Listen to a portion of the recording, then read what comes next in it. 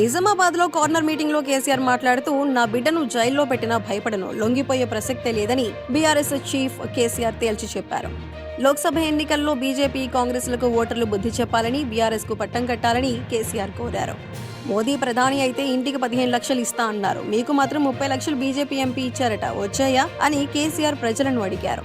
మన గోదావరి మనకే ఉండాలంటే బీఆర్ఎస్ గెలవాలన్నారు. జిల్లాకు నవోదయ పాఠశాల ఇవ్వాల్సి ఉండగా ఒక్కటి కూడా ఇవ్వలేదన్నారు. ఒక్క మెడికల్ కాలేజ్ కూడా ఇవ్వలేదని కేంద్ర ప్రభుత్వంపై కేసీఆర్ మండిపడ్డారు. తెలంగాణలో కాంగ్రెస్ అధికారంలోకి వచ్చిన తర్వాత కరెంటు కోతలు రావడంతో మిషన్ భగీరథ నీళ్లు పోయాయన్నారు. కాంగ్రెస్ అధికారంలోకి వచ్చిన 5 నెలల్లో అరచేతిలో వైకుంఠం చూపారన్నారు.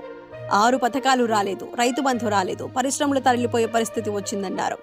నేను రోడ్డు మీదకి రాగానే రైతు బంధు పడుతోందంటున్నారు అని కేసీఆర్ అన్నారు.